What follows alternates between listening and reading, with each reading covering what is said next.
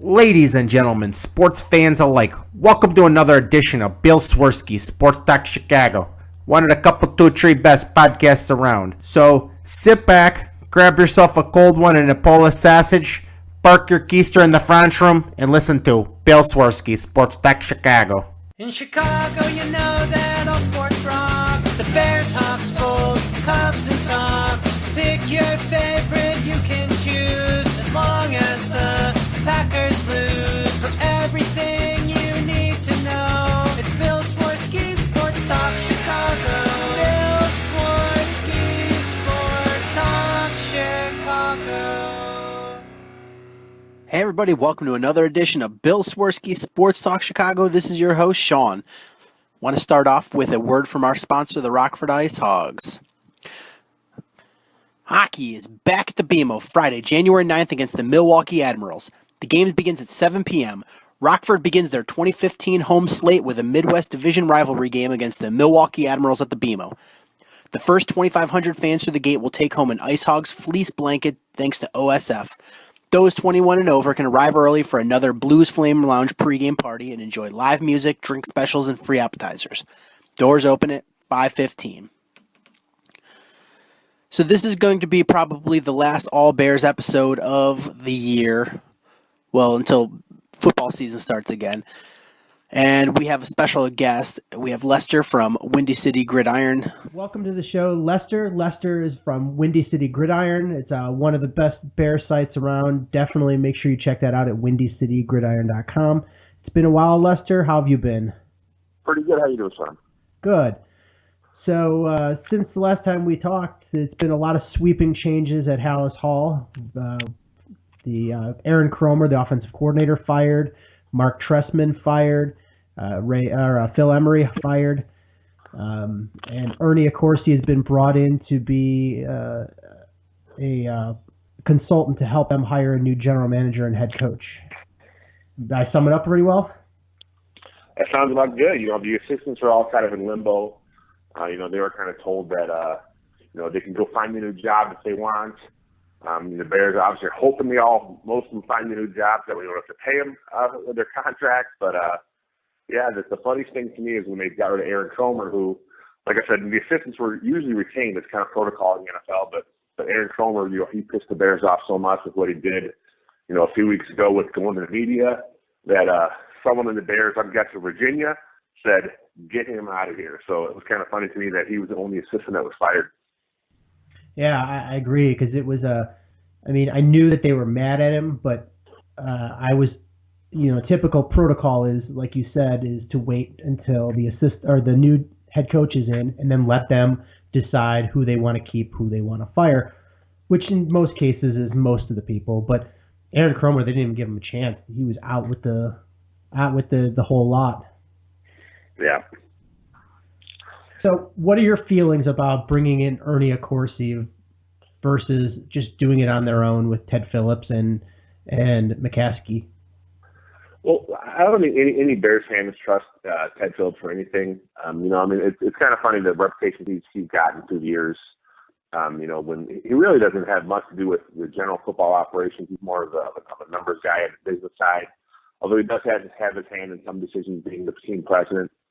But he's been on the job for, I think, 16, 17 years now, and the Bears really haven't won any championships in his reign. So part of the reason is to do with coaching, the general manager. Since he's at the top, obviously the fans want to give him the brunt of it. But bringing in a guy with the experience of Ernie Accorsi, obviously is a good thing. George McCaskey, his first time around when he got Phil Emery in, they had a team come in and they kind of helped him with the decision. This time they're bringing in a guy who's been a GM in the league before. He helped the Panthers a couple years ago as a consultant do the same thing he's doing now for the Bears. So, if anything, it's positive. More smart football guys you have helping out your organization is always a good thing.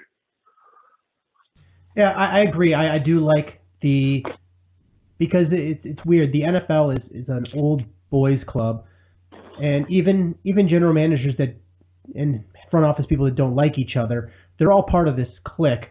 And Mm-hmm. And the Bears have always been the McCaskey family has been so far removed from that hiring general managers is a difficult situation because they're not part of this club.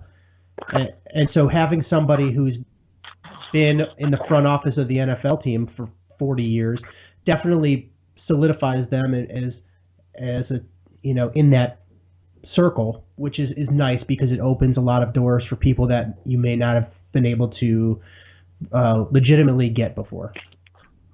Like I said, with Corsi, they brought him in. He did the same thing, this consulting thing for the Panthers in 2012, I believe, and he came in and helped him with the general manager. And I'm not sure if it's the GMs how much of a part he had in it, but the Panthers have been in the playoffs the last 2 years, so that's obviously a good thing for them. And if the Corsi's his guy that he gave him the GM, if he has something to do that's good, and if he can do the same thing with the Bears, get them in the playoffs the next 2 years, that's obviously real good. Yeah, my only real concern is that he's going to pick somebody that he has close ties with, because understandably, you're always more comfortable with somebody you know than somebody you don't know as well, and which is it seems like Mark Ross would be somebody that he has closer ties to because of his ties with the Giants. That's kind of what he did in Carolina. The guy that they got, I can't recall his name offhand, but he was also a New York Giant executive at the time, and that's who they brought over there. But it's only natural, you're gonna have more familiarity with the guys you've worked with. So I kind of looked into some of the New York Giant guys, like you mentioned, Mark Ross, and I think there's another guy, and they're actually well respected throughout the league. So if that is the case, you just hope that that they're obviously well qualified for the job, since other teams are having interest as well. But the Bears need to get a really good, solid football guy in place, and the GM is going to be a huge hire for the team moving forward. Yeah, for me, the clear-cut best choice of general managers is Eric DeCosta, the assistant GM in Baltimore. But I think he's made it pretty clear that he's not going anywhere. So so it's almost a disservice to yourself to toss his name around if you know he's going to spurn you, because it sort of makes make you not look as good of a job if you're getting spurned by your first choice. Well, I think teams have already requested permission to talk to him, and he's already announced again this year he's staying in Baltimore. He's just waiting to take over that job, and I think he's one of the top paid in his position. So it's for him, it's more of a lifestyle thing. He just doesn't want to leave the Baltimore area, and good for him if that's what he wants to do, and he's comfortable waiting for it. But there's another guy in Baltimore. I think they were looking at last name Newsom. Yeah, he's not related to Ozzie. That's another guy that's been in that system. And then the Ravens are another team they've had just a lot of success throughout the years. So bringing in a guy that has been in an organization that has had a lot of success is obviously what you want to have. And you heard Phillips and McCaskey talk about the Bear way. They want someone that understands the Bear way, but the Bear way's been pretty bad the last 15, 20 years. Not a lot of playoffs. Obviously, there's been no championship since '85. So if you got to find someone from another organization and coach them and coach their way, I think that's the way to go. Yeah, I mean, if they decide to quote go the Bear way, the likely choice then is Chris Ballard as the GM because of his ties. He waited 12 years in Chicago as a scout, and at least he's had success other places, and he's a hot commodity as well. I believe the Jets were really interested in him too. Yeah. So it's just interesting where they're going to go, because it's going to say a lot about how much the McCaskies are going to rely on Ernie Accorsi's opinion, because I think he's going to push more towards people he's more familiar with, and if they decide to go to Ballard, I think it kind of says that they're going out with something they're more comfortable with rather than Ernie Accorsi, and I think it's going to really set the framework for what this team or the ownership plans to do differently. Yeah, I saw the list that Accorsi had when he his list of GM candidates when he went to Carolina and he gave his recommendations there. And yes, there was about 3 or 4 former New York Giant guys on there, but there was a pretty big list. With other teams represented, guys he had contact with through the years. So I wouldn't be surprised if he is a Chris Ballard guy. He's well respected throughout the league. He went to the Chiefs, had some success there doing some stuff, and like you mentioned, the Jets. He's real high on the Jets list. So I just think it'd be odd if they bring in Ernie Corson and going with a couple Bears guys with Ballard. And the rumor is that Ballard may want Dave Toll as his head coach. So I think it's ironic if they bring in an outside guy and they end up going with the two guys that are most familiar with the organization anyway. So what do you think is the first question that they're all asking GM candidates? I got to think it's got to be something to do with Cutler. What's their plan with Cutler moving forward? Obviously, he's got a real big cap hit. It's not too out there, compared to his position. I think I saw something. He wasn't the highest paid. It was reported all year he was highest paid, but I think Kaepernick was a big cap hit last year with some of the bonus money, and so he's up there though. It's not like he's getting paid pennies. So they got to figure out what the plan is with him. If the new GM believes, they can at least be competitive with him moving forward.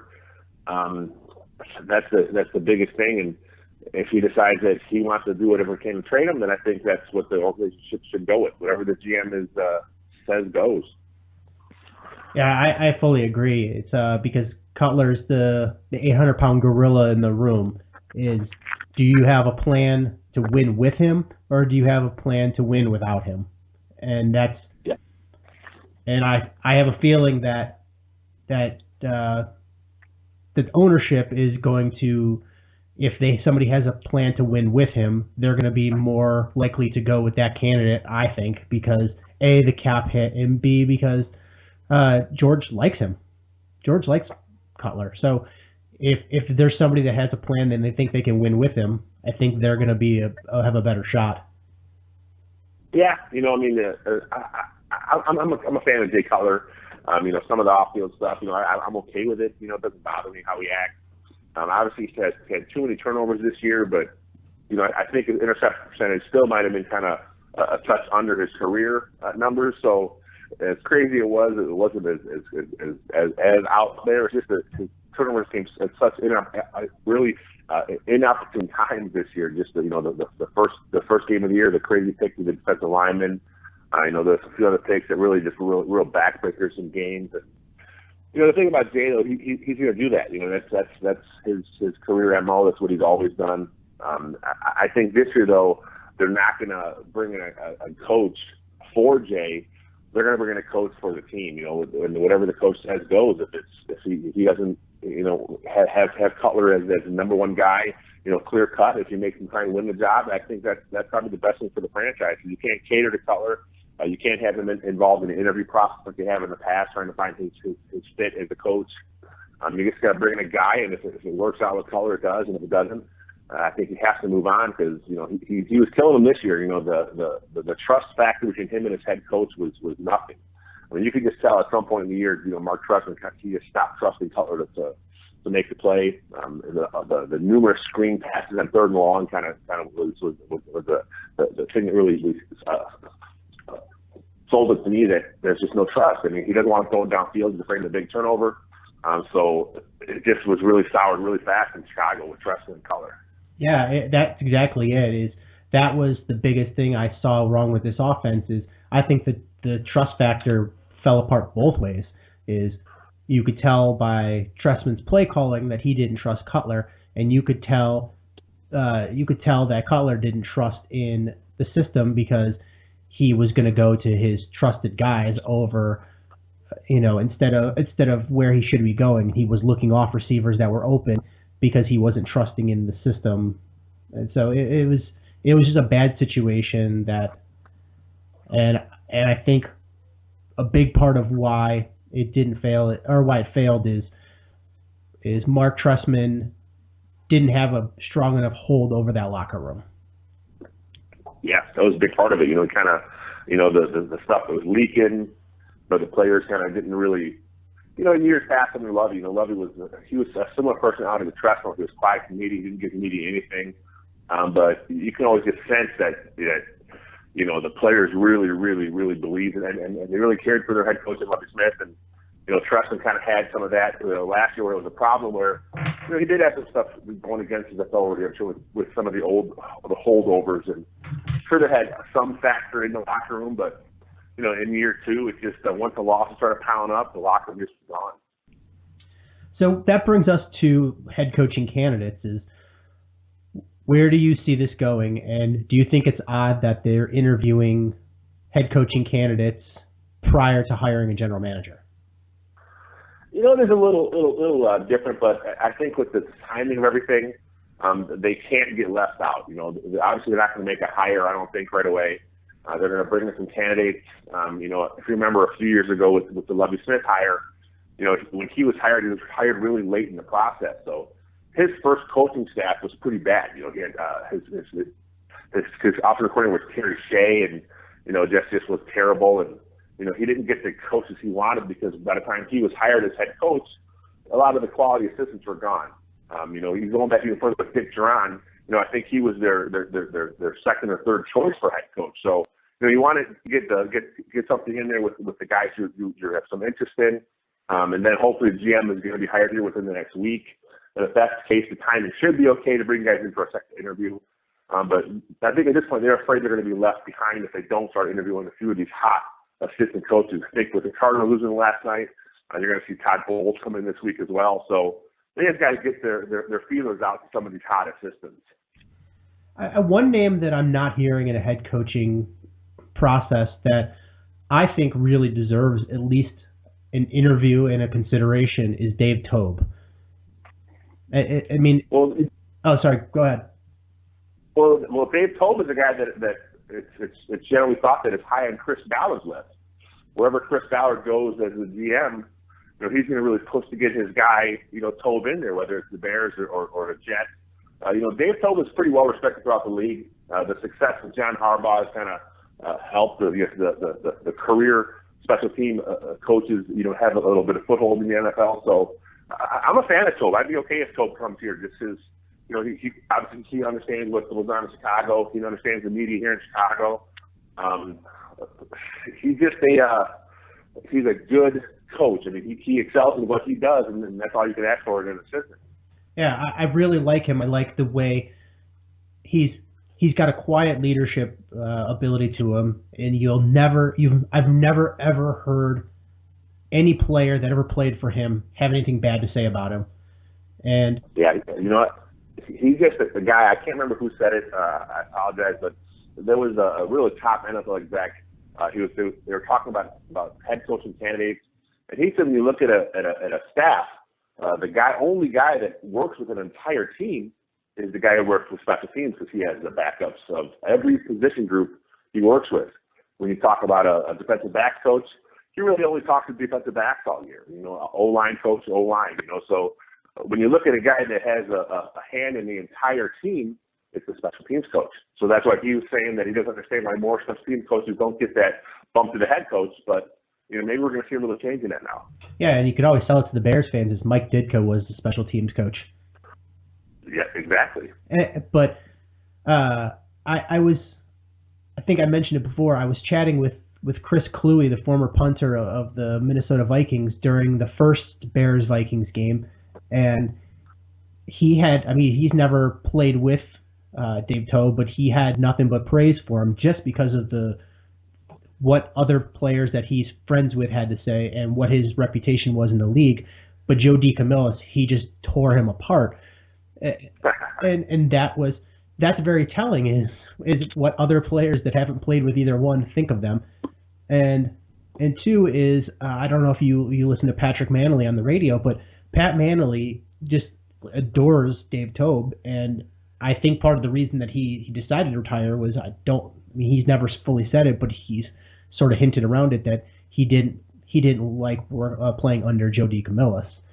And yeah, I kind of got that sense too. And so I mean that's a big thought in my mind is you have a guy who has experience here, who's done well here, who the fans know, and depending on which coordinator or general manager you hire, you have a guy who he's comfortable with. So, I mean, I think that he at least has earned a right to interview. Yeah, I think he had a couple interviews last year. They kind of seem more token though with teams. I mean, he's just kind of feeling them out, which is part of the process. I mean, a lot of teams you'll see at this when they're looking for head coaches, they're not necessarily interviewing a guy for a head coach candidate. They kind of just interviewing a coach because they like the coach.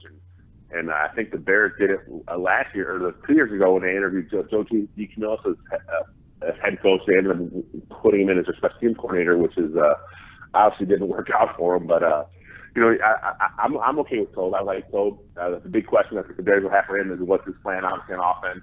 They need to know he has some strong contact as far as coordinators are moving forward. So, it's just that's the biggest thing is what's the identity of the team going to be under you as a head coach. And I think that's been a big problem that the Bears have had in recent years is they feel comfortable with a head coach, but I think the knock on the Bears is they promote somebody maybe faster than they deserve to be promoted, in which cases then they promote other people to other positions, and you have a whole coaching staff of people that maybe aren't ready for their positions.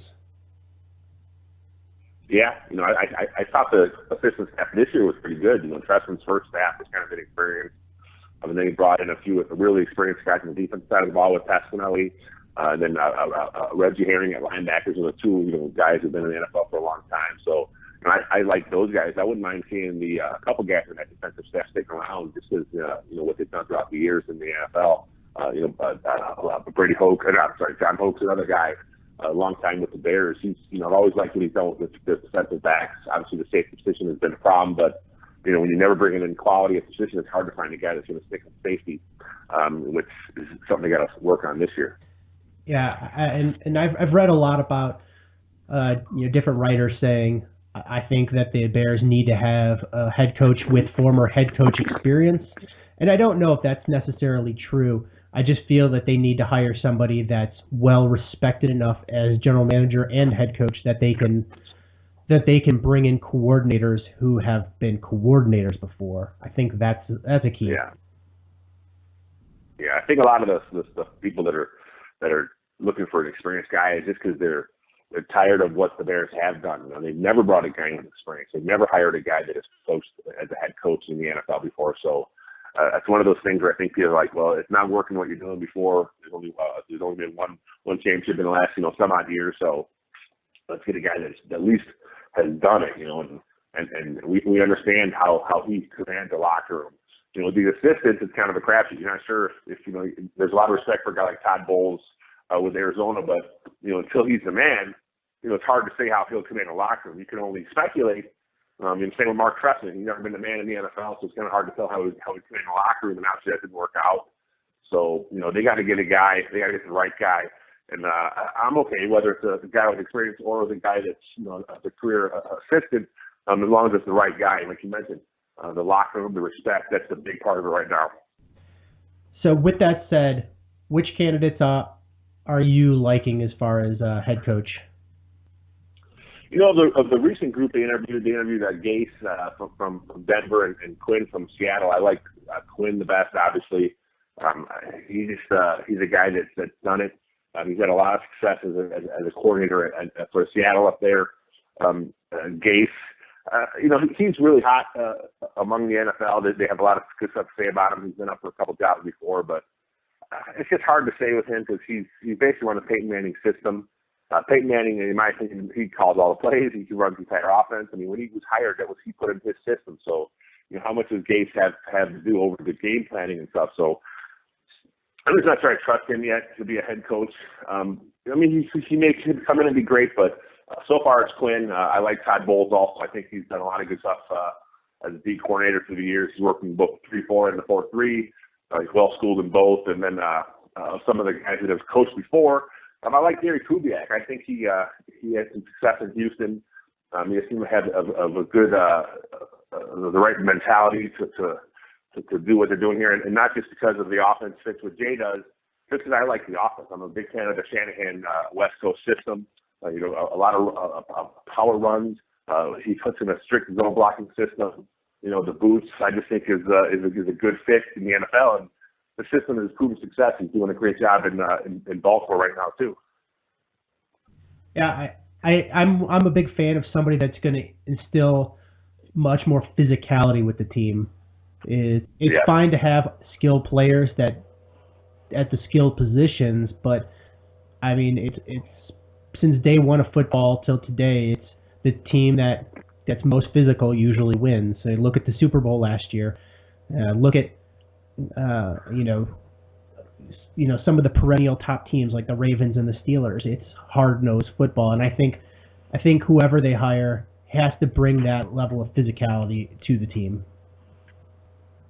It just fits with Chicago too. I mean, I know it sounds kind of meatballs to say, but this is Chicago. It's a real tough town, and that's the kind of stuff that we're used to seeing. And for the Bears, is a tough team, a physical team, a team where even if they're back when they're losing back in the old days, they still would come out and they would really be really physical with you. So I'm with you. I want a tough physical team, a physical defense, a strong, powerful offense, and I'm okay with some of the stuff if they want to go out there with getting it spread out. But you still got to have a tough mentality when you're going to run the ball. Yeah, I think my biggest beef with the defense has been that, I mean, they've had a lot of blown plays, and that's frustrating. But letting receivers get off the ball without being roughed up a little bit is you don't see that with perennial winning teams. Is they smash you at the line. They force you to change your routes. They change the timing of plays, and that's not something the Bears are doing. And when you give a guy like Megatron a free run, it's all. And then you, regardless of whether you like him or not, Matt Stafford is a pretty good quarterback, and he's gonna throw into that big radius of Megatron. And when he's got a free run, it's tough to stop him. Yeah, I'm with you. You gotta mix up. You gotta press once in a while. I'm not saying bringing a defense coordinator that's going to be a ball to the wall, just all man to man across the board at the play. But you got to mix it up. You got to play some press. Even if you are in zone, you can still come up and press a bit, just because you want to give the offense a different look. And through the years, the Bears have always kind of been back and get those corners up there, get their hands in the guy. I'm okay with that. So let's look a little bit at the roster as it is and where we're losing players is defensive end. We thought that was going to be an area of strength this year with the signings of Young and Lamar Houston and Jared Allen, and the Lamar Houston and Willie Young are probably not going to be ready to start the season. And Jared Allen's 112 years old. Yeah, the thing with Houston and Young, it's going to be their timetable should be right around the end of training camp, which you get yourself worked back into shape. We were talking about not talking about an arm injury, talking about a leg injury, so it's going to take time to get their bodies in shape. So that's rough. I think they need to bring another pass rusher in at some point, just because I don't know if you're going to trust David Bass to be across from Jared Allen and then with Jared Allen, he's getting paid a lot of money. Does the new GM want to get rid of him? I think they can cut him before there's like a date deadline where if he's not on the team at this certain point, his roster's bonus is guaranteed or something like that. And I saw stuff with his contract, but he's a guy. I'm kind of different than some. I kind of thought Jared Allen played pretty good this year. The sack numbers weren't there. He had the pneumonia in the middle of the year that kind of really hurt his production. But if he does come back, I think you got to cut his snaps. I just think he's too old to play every single snap, and you just got to pull it back a little bit with him. But because of money, maybe he restructures. That's obviously something they have to think about. But they need a pass rush. They need to get someone that can get after the quarterback. Yeah, I actually didn't. I didn't have bad feelings about Jared Allen this year. I thought he performed better than Julius Peppers did the previous year for the Bears. He did, and and a lot of the production, you're right, was when he had the pneumonia, because even when he came back from it, he wasn't fully back. It took him several weeks to look like the same physical player, and as a whole for the year, he was very good for the Bears. And I agree, the snaps when they first signed him, I said if they could keep his snaps to about 70% of the snaps, that the Bears are going to have a hell of a pass rusher there. The problem is the Bears played him, like 90% of the snaps, something ridiculous? Yeah, there were a lot of games, especially for the end there, where he never left the field. And, when you're in your 30s as a defensive end, that can happen. And I think he got tired down the stretch in games. I mean, I'm sure he'll never say it. He looks like he's tough on the field, but, when you watch him play, there was not a lot of variance to his pass rush. And, he pretty much just was trying to get it around the edge, and he wasn't doing too much as far as spinning or doing any different type of rips or going under anything. It was just all pretty much just trying to get the edge. And I think part of it is as a player, if you're just getting tired, you just don't have it in you to try and do all these different moves. So I think, getting some rest will be the best for him, and finding other guys who can get to the quarterback is a plus this year, whether it's in the draft or in the free agency again. Yeah, and I think another problem with Jared Allen was he's notorious career-wise for not keeping contain and losing contain and then having to chase the guy down from the backside. And we saw that this year, and that gets tiresome when you're that big of a guy and you're battling at the line of scrimmage and then having to chase down a running back or a quarterback from the backside. That gets tiring, especially when you never leave the field. If you could have somebody in there on a first down or the running downs and put him in there in the passing downs, you're going to have a much more motivated guy because he's just going to be able to pin his ears back, and B, a much fresher guy. Yeah, we'll have to see what the new coordinator wants to do. If they want if it is a Dan Quinn style, or he runs that the 4-3 hybrid, obviously Allen fits. If they do bring in a guy like Bowles, and if he does want to go to 3-4, I'm not sure if Jared Allen fits in that team. If that's the case, I think Jared Allen's going to be gone. We'll see what kind of scheme the new guy wants to run and where some of these pieces are going to fit. Yeah, the interesting thing for me is what do they do with Stephen Paya?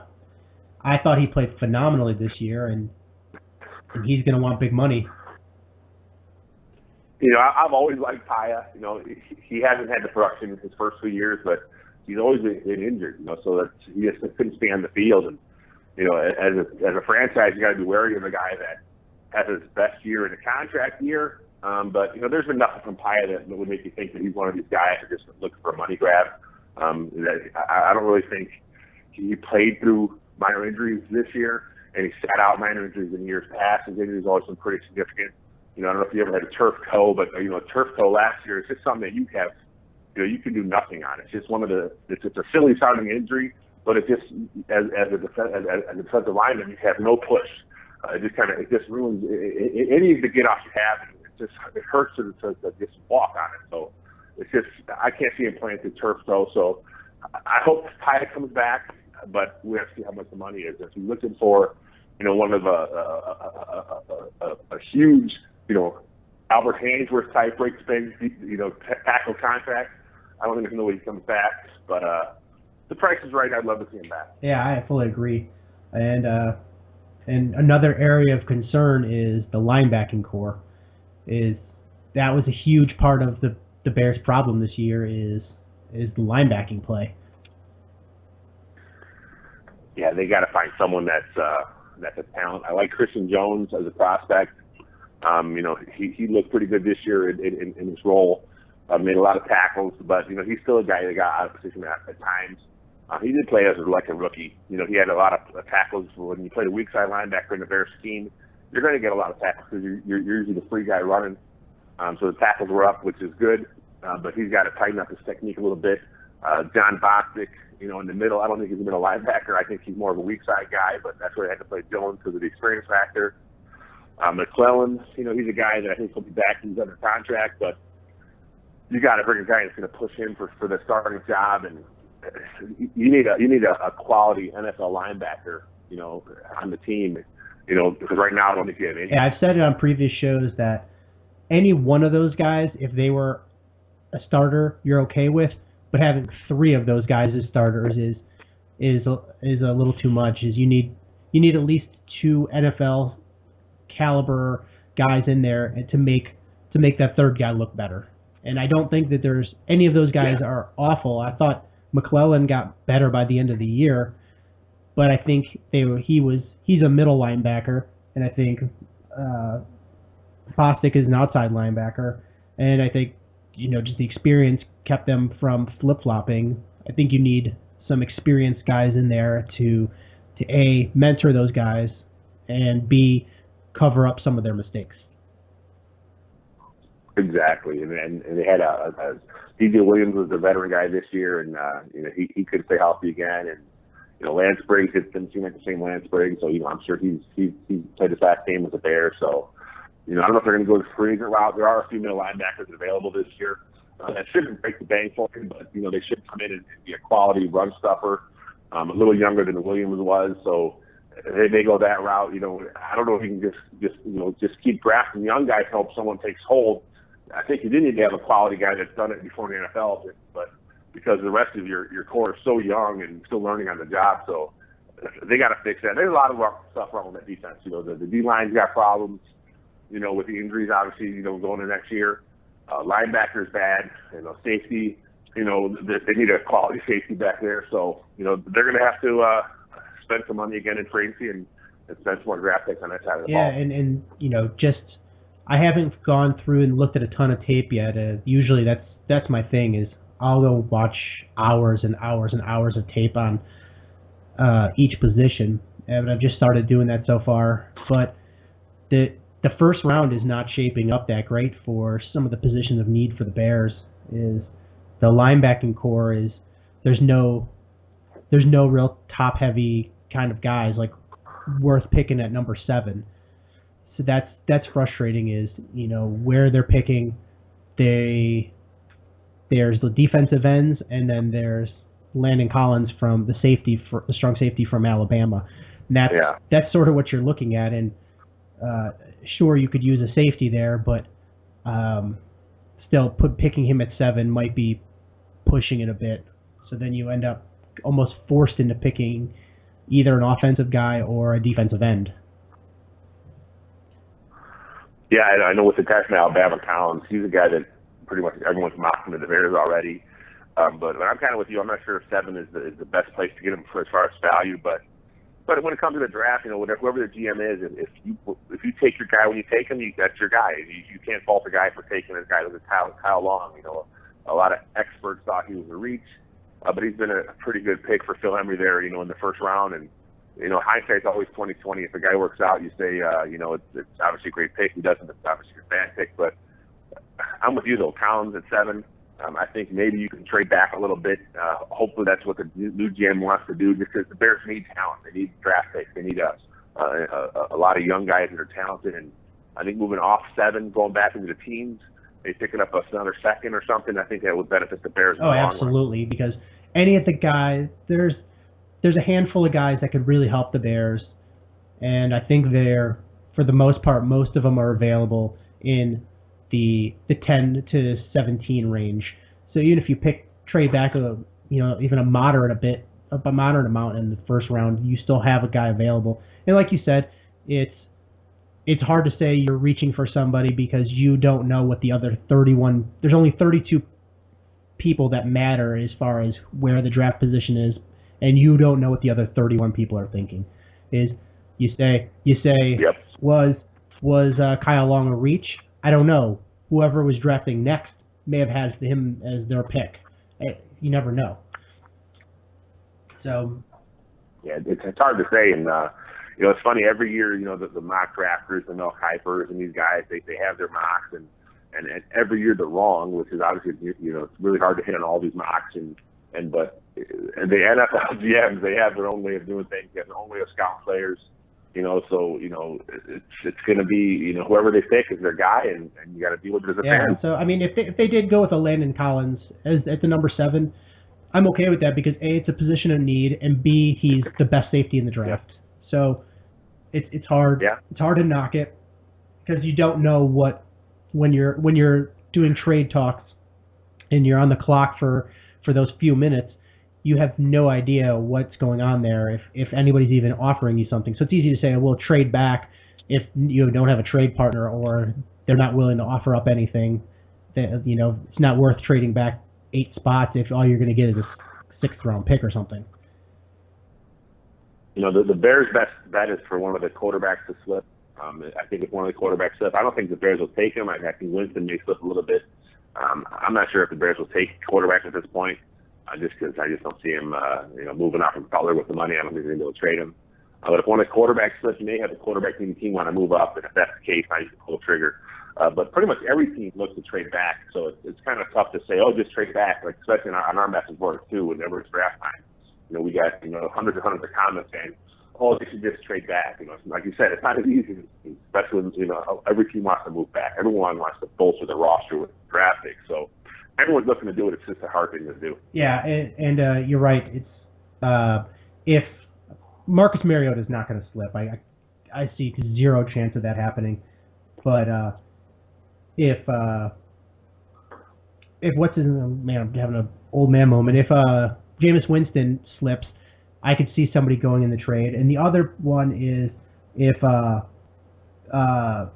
offensive tackle from Iowa, Brandon Scherf, if he slips, he's the only legitimate first round tackle in the draft.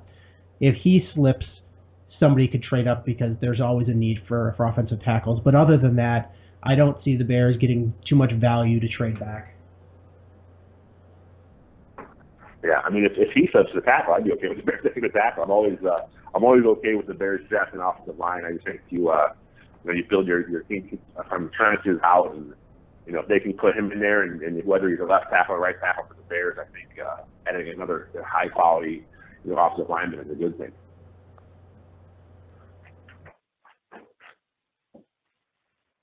So Hello? What? Okay. Sorry. So where do you see the Bears?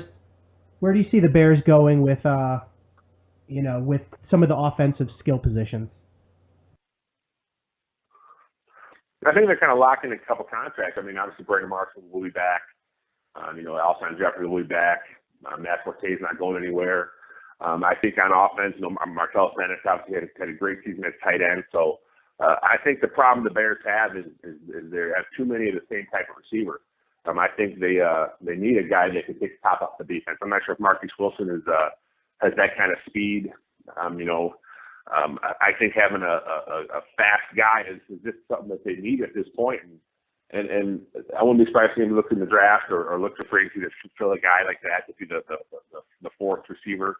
And have the new offensive staff want to rotate a little more at the third and fourth spot. And I like what Wilson showed me this year, but he's not a guy you can definitely say, he's a slam dunk. He's going to be a great receiver. So I think they got to work there a little bit. And offensive line, I think they got to work on the O-line a little bit. We talked about tackle. So there's some work. There's some work on both sides of the ball here. Yeah, I think on the offense is you need to funnel that offense around Matt Forte rather than Brandon Marshall. I think Brandon Marshall is a phenomenal wide receiver, but your offense goes better when it focuses on Matt Forte. And B is you need to shore up some of these positions on the offensive line. It's sure Garza's fine to bring back at center for this 1 year, but you need to have a viable replacement for him in the future because what is he going to be, 37 this year? I think only 34 or 35. He is up there though. He's a guy that I thought played okay this year. He didn't.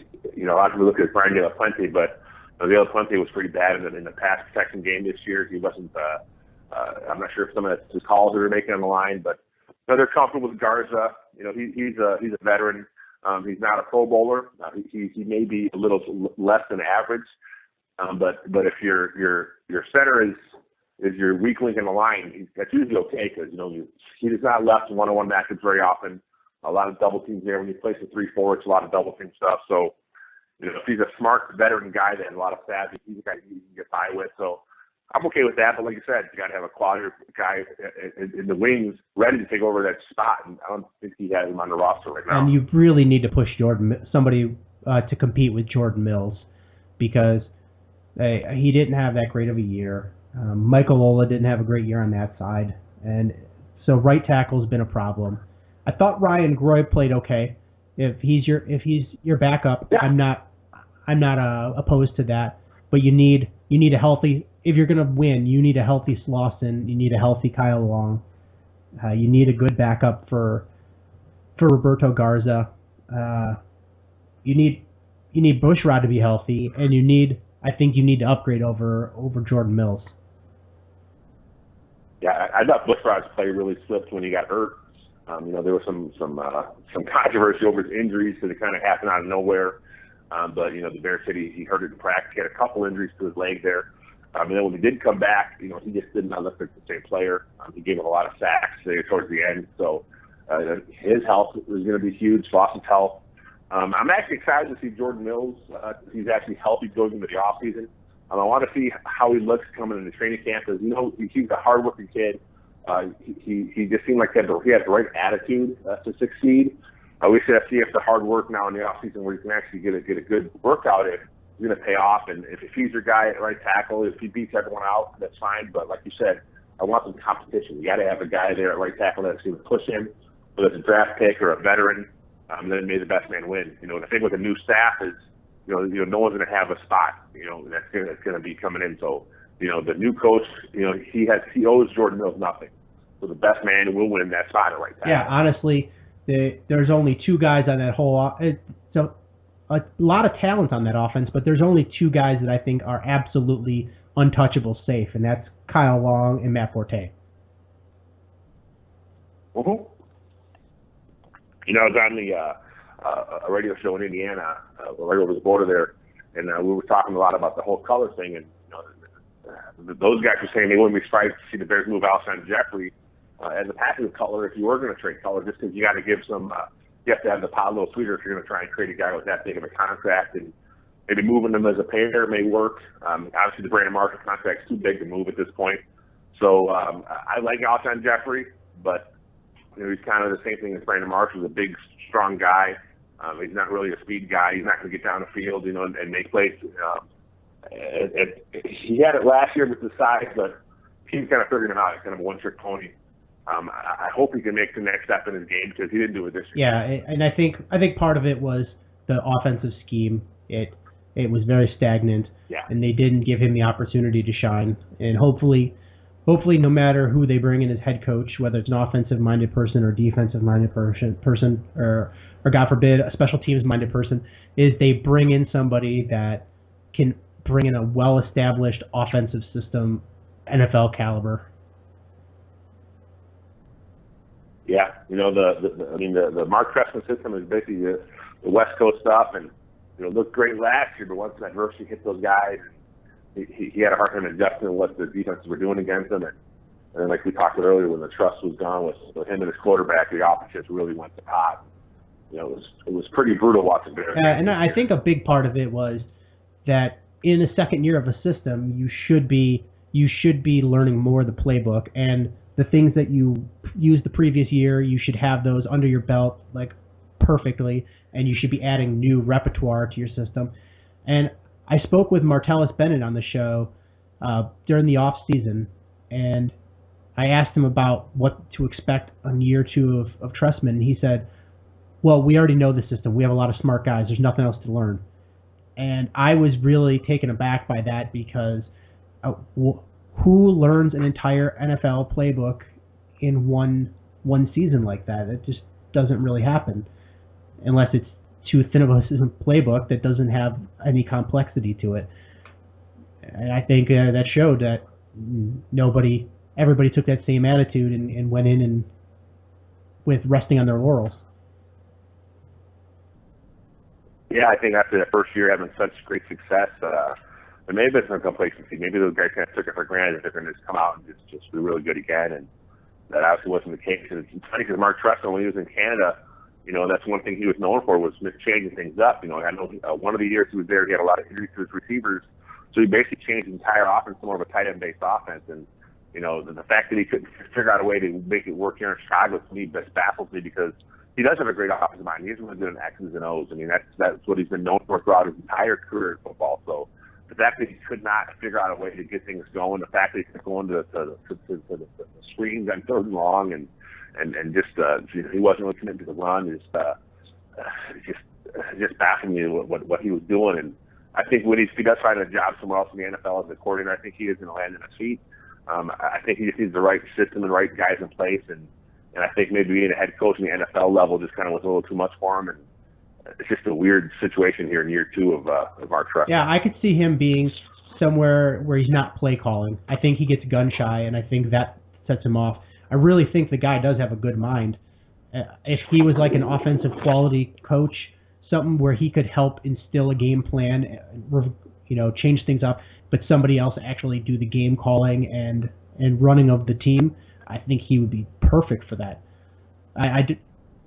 Well, there's a lot of. I mean, he had a lot of people in the NFL that are really high on him. I mean, he's a you know, John Gruden, obviously, Sean Payton, you know, Steve Young, guys worked with in the past. You know, they really, you know, respect his X's and O's, and you know, so I mean, he'll land in a sweet someone. He'll find a job if he wants to again, whether it's NFL or he may even go back to the CFL if that's what he wants to do. But you know, it's just such a weird season after having so much promise in year one. To have it all just go down the toilet in year two is just probably the most disappointing season I've ever seen. Yeah, because you had a lot of hope on the offense and the defense. It looked like you had a GM who identified the problems and tried to patch them up as best as he could in one offseason. That's what I saw, and that's not what I saw actually come to fruition. Yeah, you know, when he missed on Lamar Houston, I don't know what happened with him. He looked so good in Oakland. I don't know what happened to him in the Bears. He wasn't being used properly. But in Oakland, he did a lot of stuff where he was standing up as a defensive end. He moved him around quite a bit. And, you know, here his role was pretty much your 4-3 end. On third down, they're going to be a defensive tackle. And maybe just didn't dive with him as far as the scheme-wise, you know, to fit his talent. So hopefully the new coaching staff will have something, a plan in place to utilize him, because he is a good talent. He did have a lot of, you know, pressures and hits, you know, in Oakland, and his sack numbers were low. But you know, he's a guy that the talent's there. But you know, we didn't see anything this year as Bears fans with him. Yeah, you didn't see a lot out of him, and that was really frustrating. But you know, in previous regimes, we're used to like Jerry Angelo, where everybody's screaming, "We need a tackle," and he refuses to go out and get one. At least with Emery, I felt at least good, because we're like, okay, we need safeties. And sure, he didn't go out and get the high-priced, big-name safety, but he brought in new safety help, and it just didn't pan out. And we saw we needed this, that, and the other, and he actually brought players into those positions. It just didn't pan out the way we all hoped.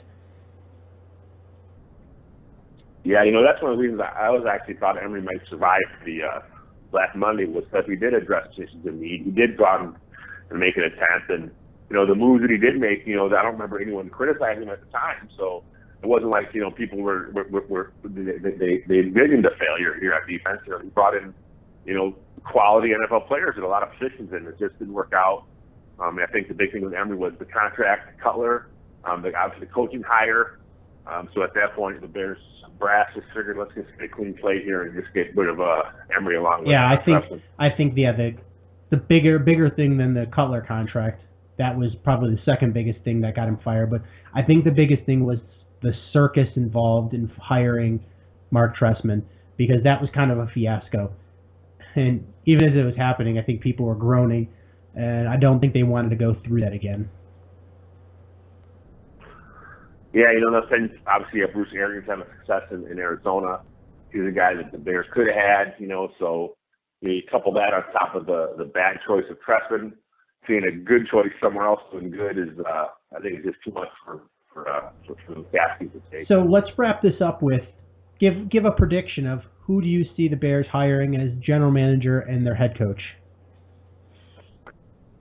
I think they're going to go with Ballard. He just seems like the front runner. He's been that way, you know, since he first brought in the course. He's a guy that made a lot of sense, and just going kind of researching him myself, and you know, he is a top candidate, you know, throughout the NFL. He's a guy that has a lot of respect throughout the NFL, and I think he may be the guy. And I got a feeling I wouldn't be surprised if it was told, but I don't think it's going to be told this time. I think they might go with either Bowles or Quinn. You know, the coordinator Seattle, Quinn. You know, Bowles working up in Arizona right now. I don't think it's going to be another guy with experience. For whatever reason, I just don't think they're the organization, the philosophy, whether it's right or wrong. I think that's just how they've always done things. That's what they're going to keep doing. So I think you're going to see either Quinn or Bowles, and I think you're going to see Ballard and GM. Yeah, I agree on the Ballard, and I think it's going to be Dan Quinn as head coach. I think that's what we're going to see, and I'm actually okay with that. Yeah, I'm okay with it. You know, a lot of rumors are having Bowles in Atlanta. One of the NFL.com, you know, beat guys said that, you know, the Bears will not get Todd Bowles, and, you know, I know they're going to interview him this week, so we'll see what happens, but I think I'm probably leaning towards Quinn. And one last thing I forgot I meant to ask you is, I think we can both agree Lance Briggs is never going to be a Chicago Bear again. But what about Charles Tillman? Do you think he gets one more year? If the money's right, I mean, last year I don't think anyone, it was kind of early situation. I don't think anyone else was really beating on his door. There were some rumors about Tampa being interested because of Lovely Smith connection, but I don't think they ever offered him a deal. So I think if you can prove that he's healthy, I would love to have him. Part of that, I'm sure I'm biased because I'm a huge Charles Tillman fan, so I'd love to see him back in Chicago, but if he's not, I understand it. But if he doesn't come back to Chicago, I don't think anyone else is going to offer him a job at this point in his career. He missed 2 years in a row now, same injury. Was it a fluke this year? It's left to be known, but it's hard to say. I think my heart says, yeah, I'd love to have him back, but my head says I think he's gonna. I hope he does, because when he was on the field, look at the improved play of Kyle Fuller, and I know Fuller had a lot of injuries and played through several nagging injuries all season that affected his play, but he was just a much more tenacious guy when he was playing across from Charles Tillman, and I think giving him one more year, that is just going to help you have a better cornerback in the future. I agree. Well, thanks a lot, Lester. I really appreciate you coming on. It's always a pleasure. And if you're out there listening, make sure you check out WindyCityGridiron.com. It's fantastic Bears coverage. It's always great to have Lester on the show, and we're going to wrap up this episode with a Week 13 recap of the Rockford Ice Hogs. After their brief homestand ended with a loss on Tuesday against the Hamilton Bulldogs, the Ice Hogs responded the next day with a dramatic shootout win in Grand Rapids to close out 2014 on a high note. After turning the page to 2015, Rockford turned in another shutout performance in Rosemont, defeating the Chicago Wolves 3-0 on the road. It's their second shutout at the Allstate Arena in 3 visits this season. Some quick bacon bits. Michael Layton recorded his third shutout of the season on Saturday, blanking the Wolves 3-0, notching his 39th career AHL shutout. Layton sits third in league history in all-time career shutouts, trailing only Gil Mayer and Johnny Bauer. Layton's third shutout tied a franchise mark for single-season shutouts in the AHL era, matching Carter Hutton 2011-2012, Hannu Toivonen 2010-2011, and Corey Crawford 2007-2008. Rockford's all-time franchise record was set in 2004 and 05 when Michael Robinson posted 7 shutouts in 66 games. Counting Matt Carruth's 3-0 win in Chicago back in November, the Ice Hogs have already recorded 4 shutouts this season, the most since Hannu Toivonen and Alec Richards combined for 5 in 2010-2011. All of Rockford's shutouts this year have come on the road. Forward Garrett Ross added an empty net goal to seal Saturday's victory in his first appearance since missing 6 games with an injury. Ross still leads the team with 12 goals on the season and sits in 4th place in scoring with 21 points in 30 games. In the 8 games he has played since returning from a lower body injury, Mark McNeil has tallied 6 points. Rookie winger Teuvo Teravainen became the 68th different Ice Hogs player to skate in the NHL after playing in Rockford as he made his Blackhawks debut on Sunday. Teravainen is the 6th different Ice Hogs skater to appear in games with the Blackhawks this season. So that's going to do it for this episode of Swerski Sports. Thanks for checking us out. And if you are listening to us on YouTube, if you don't want to do that anymore, you can always go to iTunes and check us out there, or check us out on our website, swerskisports.com. You can subscribe on YouTube. You can subscribe on Stitcher. You can subscribe on iTunes. You can subscribe just to the RSS feed. Make sure that you are giving us 5 stars and hitting some reviews. Make sure if you have questions, feel free to email us.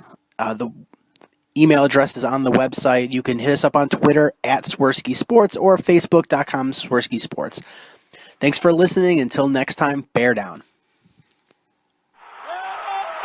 Cubs win! Cubs win! Cubs win! Oh, I don't want her. You can have her. She's a Packer fan. She can't fit in my van. And she looks like... Remember, New Yorkers, smoking crack is not legal on the plains. Bears 31 to -7. The Bears! Oh, when the Bears go bearing down